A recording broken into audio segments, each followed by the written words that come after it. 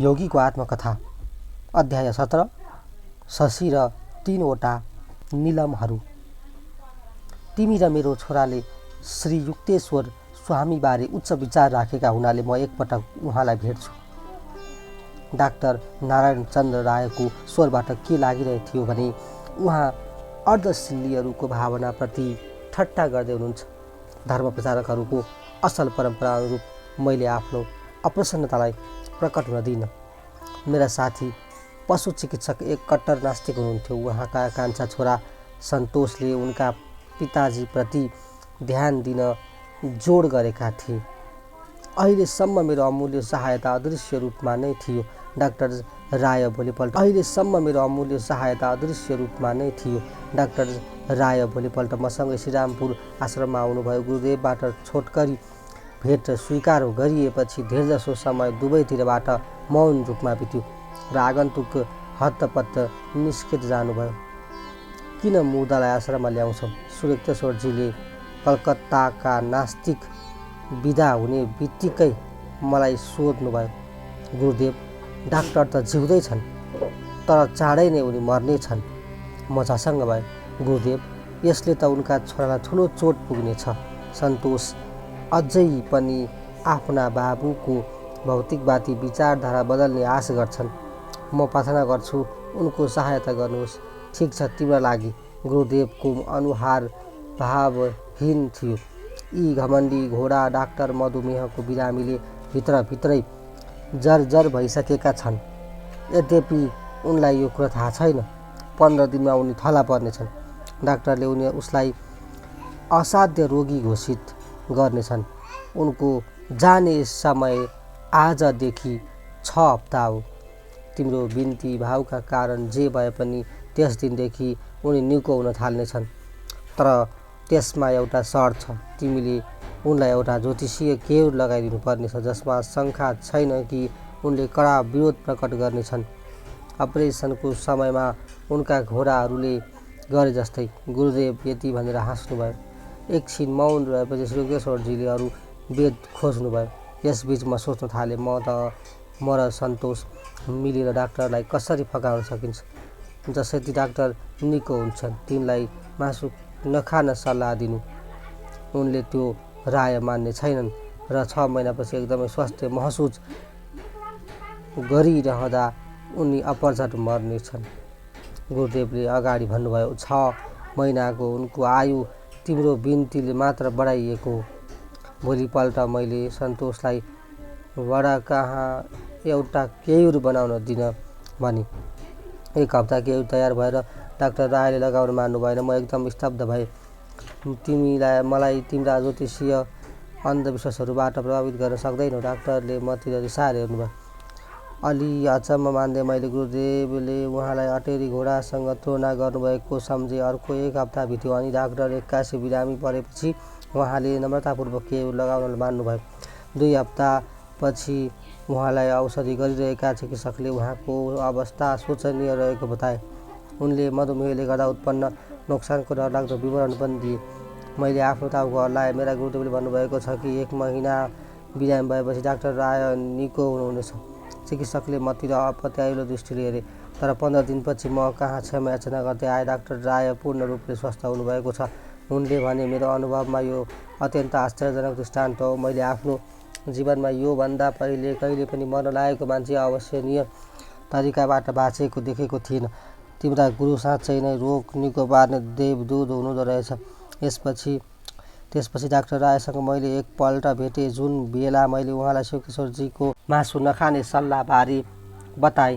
त्यसपछि उहाँसँग 6 महिनासम्म भेट भएन। एक दिन साँझ म आफ्नो घरको बरन्डामा बसिरहेको बेला उहाँ कुराकानी गर्न अडिनुभयो। आफ्ना गुरुलाई भनिदिनु, बरोबर मासु खाएर मेरो तागत फिर्ता आएको छ।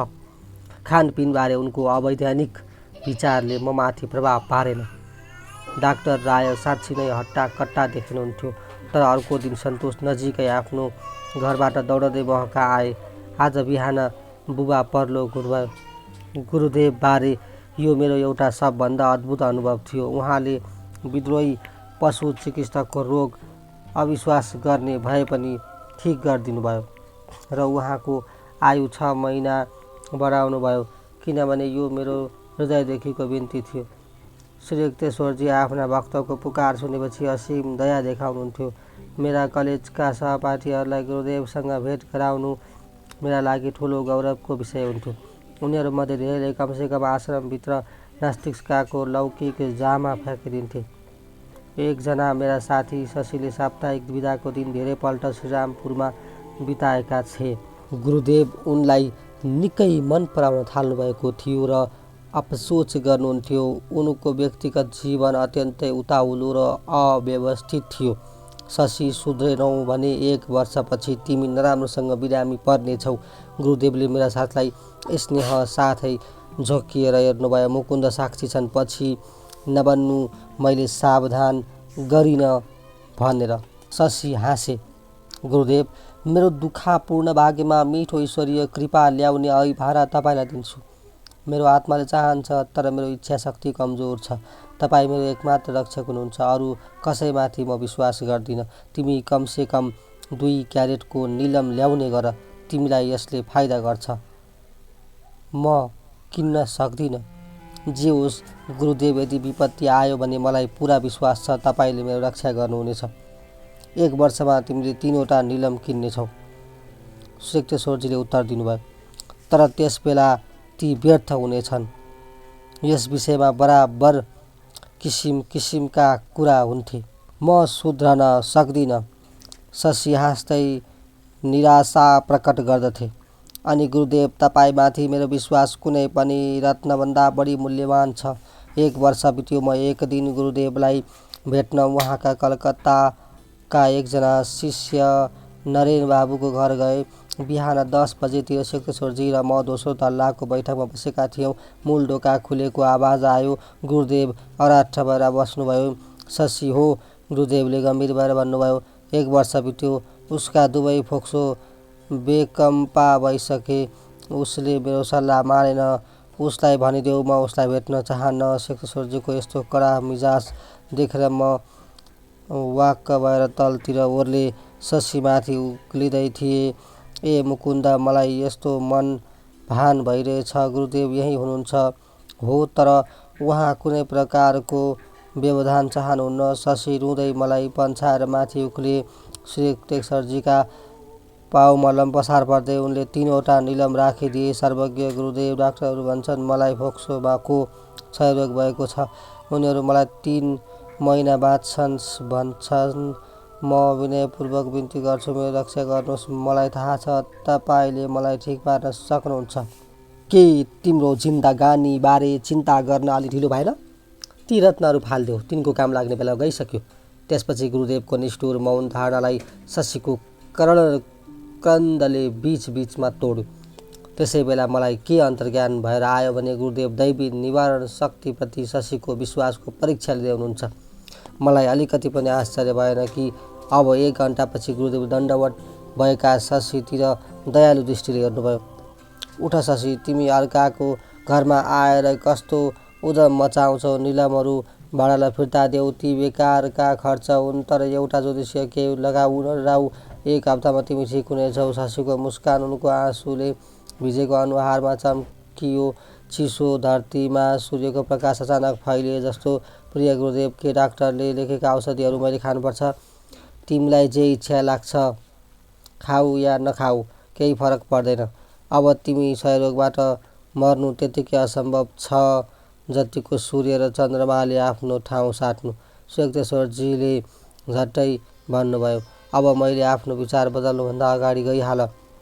आत्तिँदै ढोगेर मेरा साथी बिदा भए।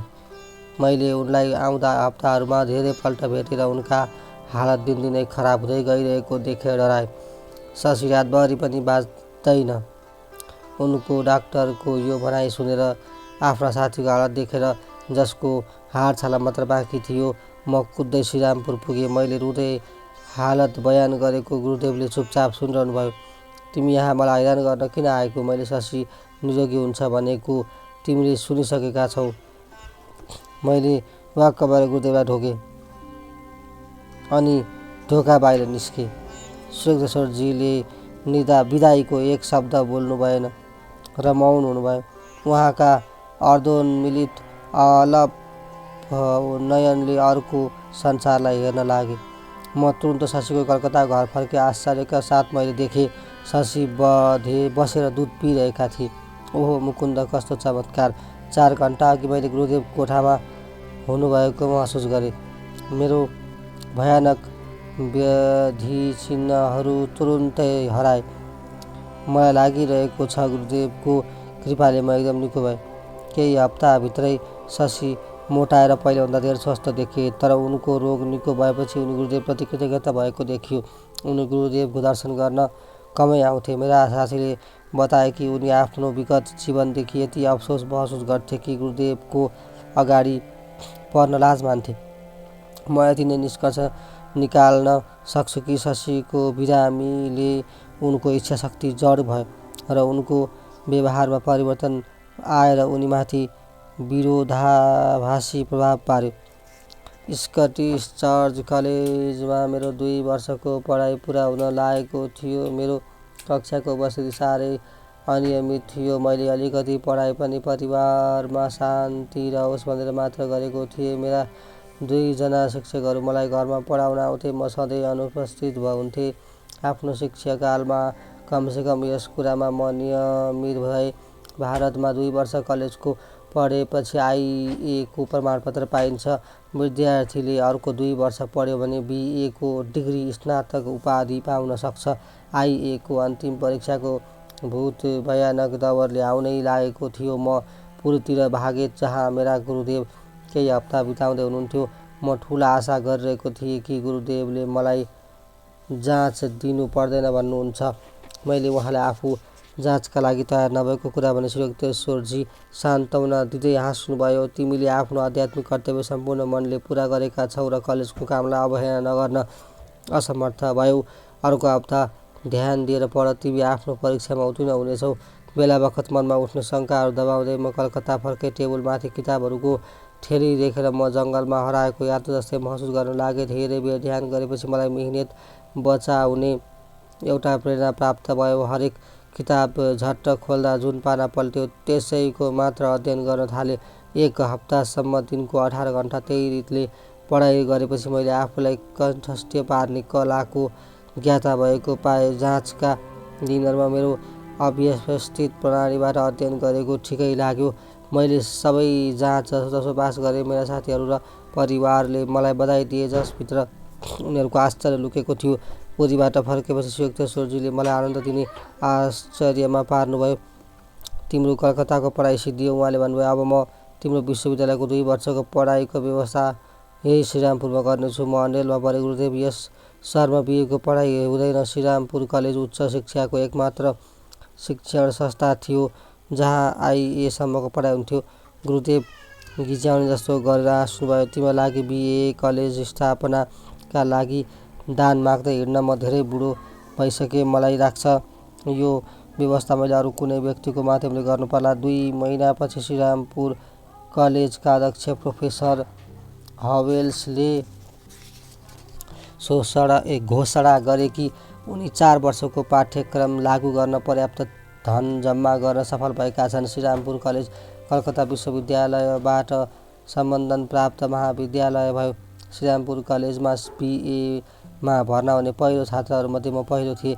गुरुजी, तपाईँ म प्रति दयालु हुनुहुन्छ। म कलकत्ता छाडेर सधैँ तपाईँको नजिक श्रीरामपुरमा बस्न कति लालायित थिएँ। प्रोफेसर हलवेल्सलाई सपनामा पनि थाहा छैन होला कि तपाईँको गुप्त सहायताको कति योगदान छ। श्रीयुक्तेश्वरजीले देखावटी गम्भीरताले मतिर हेर्नुभयो।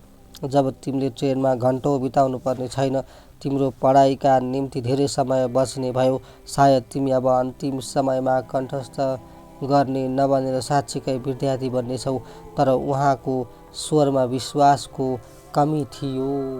सम्पूर्ण हेरेर र सुनेर मलाई साथ दिनुहुने दर्शक तथा श्रोताहरूमा नमस्कार भन्न चाहन्छु र आज भाग 17 सम्म आइपुग्दा हजुरहरूको साथ, सहयोग र सल्लाहहरूलाई लिएर अघि बढिरहेको छु र एउटा सानो अनुरोध गर्न चाहन्छु कि हाम्रो यो अडियो बुक अटोबायोग्राफी अफ योगी चाहिँ मैले 1 वर्ष अगाडि हाल्न थालेको थिएँ, जसमा चाहिँ डाउनलोड गर्ने अलिकति दर्शक श्रोताहरू बढी हुनुभयो। त्यस कारणले गर्दा मैले फेरि यो हाल्न छोडेको थिएँ र अहिले फेरि केही समयपछि केही दर्शकहरूले कतिजनाले मेसेजमा गर्नुभयो, कतिले कमेन्ट गर्नुभयो, दिनमा 1 भाग भए पनि हालिदिनु होला भनेर गुनासो गर्नुभएको थियो। त्यसलाई फेरि मैले अलिकति सुधार गर्दै फेरि हाल्न थालेको छु र म एकचोटि फेरि अनुरोध गर्न चाहन्छु, डाउनलोड चाहिँ नगरिदिनु होला। डाउनलोड गर्दाखेरि अनलाइनमा भ्युज आउँदैन, त्यही माथि मैले फेरि यो एड हालेको छैन। यसमा सुन्दा बिचमा एड आइदियो भने हजुरहरूलाई सुन्न डिस्टर्ब हुने भएको कारणले गर्दाखेरि मैले यसमा एड हालेको छैन। एड नभएपछि मलाई पैसा आउँदैन, सो फ्री काम गरिरहेको छु र आफ्नो समय पनि अलिकति यसमा दिइरहेको छु मैले। त्यस कारणले गर्दा हजुरहरूले पनि यस्ता कुराहरूलाई बुझेर डाउनलोड नगरिकनै अनलाइनबाट हेरिदिनुहुन्छ भन्ने विश्वास गरेको छु। आजको लागि यति नै। अब हामी भाग 18 लिएर फेरि आउने नै छौँ।